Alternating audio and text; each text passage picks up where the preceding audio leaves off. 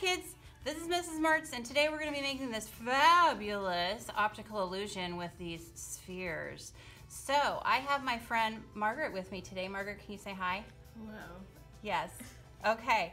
And so to start with, we are going to write our first and last name. Here's my first and last name. Margaret, you can write yours. There you go. And there's my last name. And here's my table number.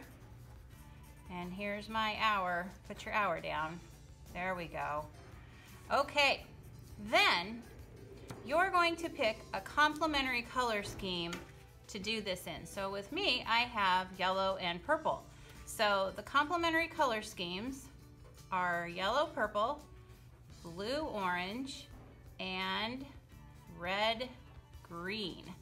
And these are the color schemes that lay across from each other on the color wheel, and they make each other look right. So Margaret, which color scheme are you going to do yours in, do you think? Blue orange. Okay, so you write blue, B-O, or blue orange, whatever. Okay, super easy. So now what we're going to do is we're going to take this stencil and we're going to take this lid and we're going to practice making the illusion on the back of our paper. So I'm just going to trace this. Go ahead. Okay. And then I'm going to trace this one too. So we'll have a few times to practice because that's how you get good. All right. Very nice. Then I'm going to find the halfway point going across my circle. And this is not perfect. This is just ish. Halfway, halfway, halfway, halfway, something like that. There you go, very good. Okay, then we're gonna start making these into illusions just to practice. So what we're gonna do is we're gonna draw an arched line across going from dot to dot or half to half. And then it kind of, does it remind you of a moon? Yeah, kind of. Yeah, it kind of does. And then we're gonna do the bottom half and it's gonna go to the dot too. Now it reminds me of an eyeball, Yeah. like from Lord of the Rings. Mm-hmm. Yeah, that's scary.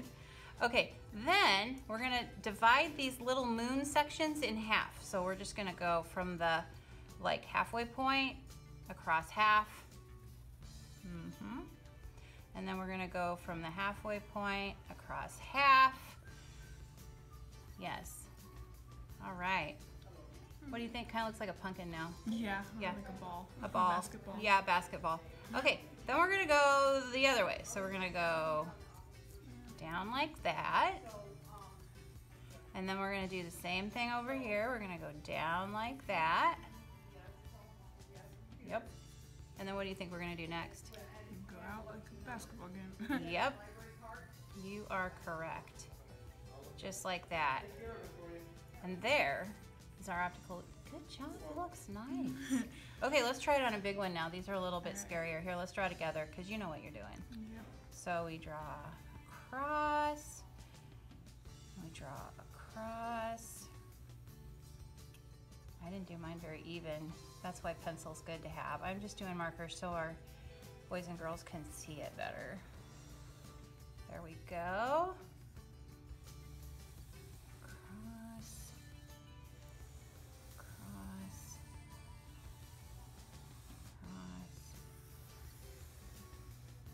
Wow, you catch on fast.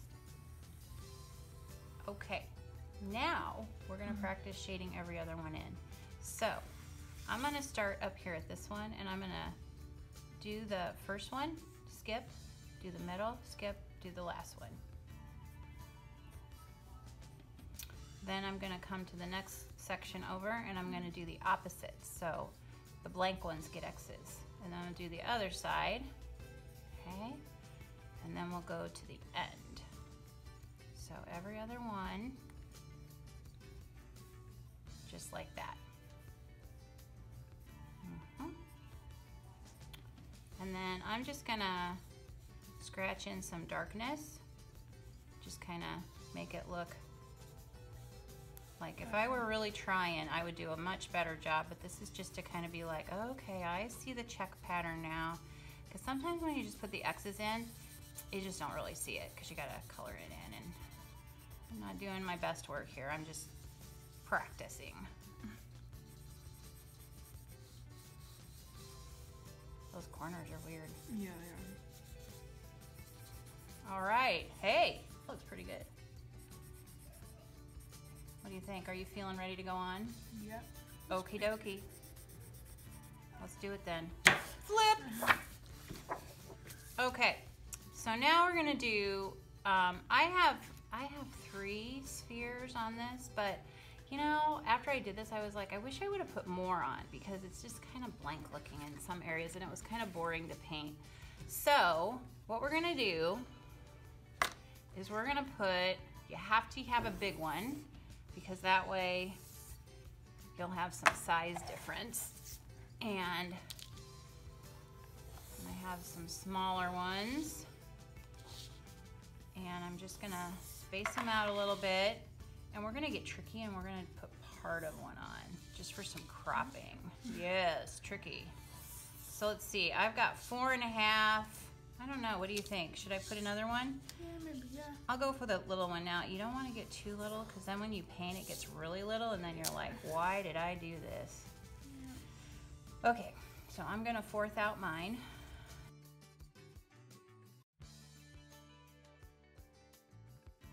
Okay, here we go, making our spheres. Okay, you can do this.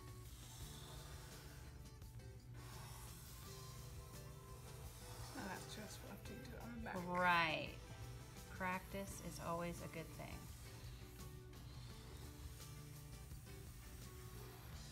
I had a coach once that always said practice makes permanent.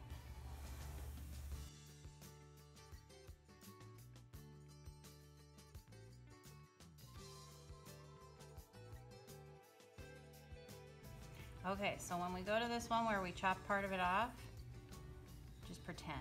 Just pretend there's more to it. Nobody will ever know if you didn't do it quite right. Okay, mine's a little goofy, but that's okay. Yeah. All right, so now we're gonna grid the back. So we're gonna take our ruler and we're just gonna put it against the side of our paper, like that. And we're gonna draw a line across, skipping the spheres like they're hot lava.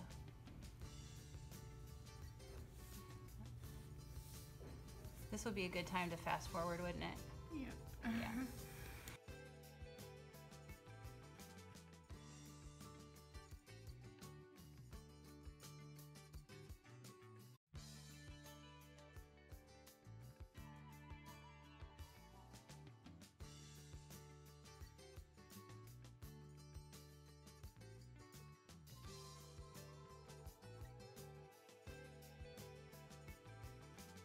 Okay. Woo! All right. So now we're gonna do our checks, and we're gonna do an X where the dark color's going. So like I put X's where all these purple spaces are, and I chose the dark color on them so that it would hide the little X that I put there, because the light color wouldn't cover it. So we're just gonna go in and just put little X's on every other one.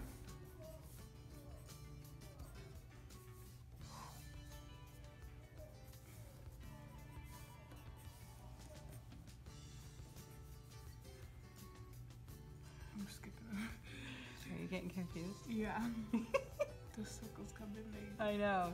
You gotta like totally focus. I just made a mistake.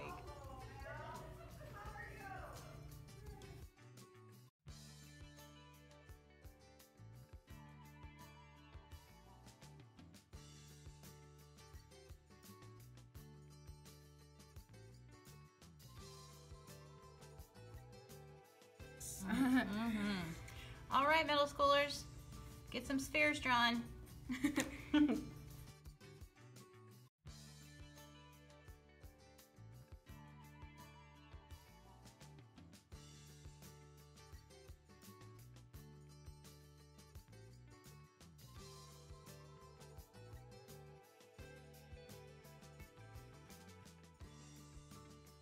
All right, everybody, we're back today. And as you can see, I have started by putting an X on every other box. Then I've X'd every other box on my spheres. The sphere boxes have nothing to do with the background boxes. So you just put a checkerboard here, you checkerboard each sphere independently. Okay, so now here you can see that of blue and orange, orange being the lighter color, orange has been put on the blank space because it's lighter and the X would probably show through it. So now that this is dry, now I'm gonna go with the dark color. So I've got my pan of watercolors, or actually these are tempera cake pans, and I'm going to be using my blue, and I've got a small brush and a big brush, and I'm just gonna load my brushes up, okay? And then when I paint this, I want to paint as straight as I can. Okay, so if you just plop it in there, it's not gonna look very good. You've got to get this as sharp as possible. And then you can use your little brush to get those edges. Maybe start with your little brush and get your box. And then once you've got a nice straight edge, go with your big brush and just fill. But you're kind of being graded on how straight you can make this.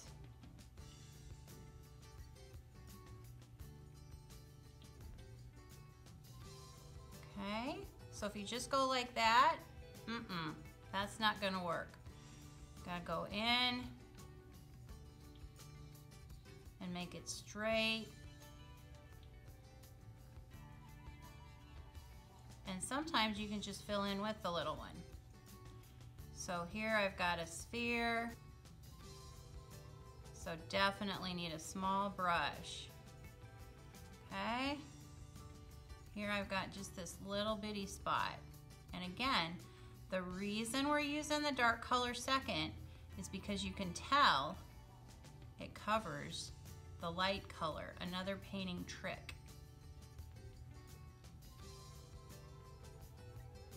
Just like this. Perfect. Actually not perfect, but pretty good.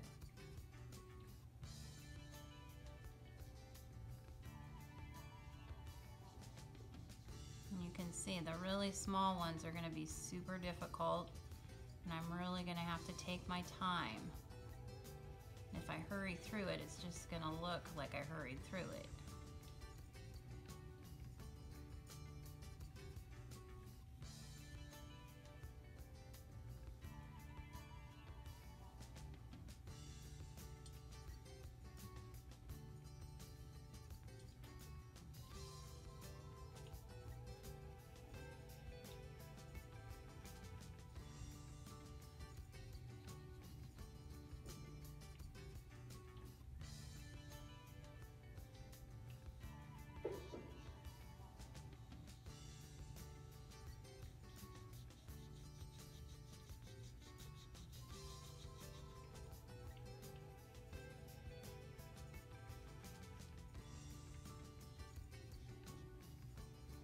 Okay, so that is how we're going to add that dark color on. So hopefully you understand the light color goes in the blank spot.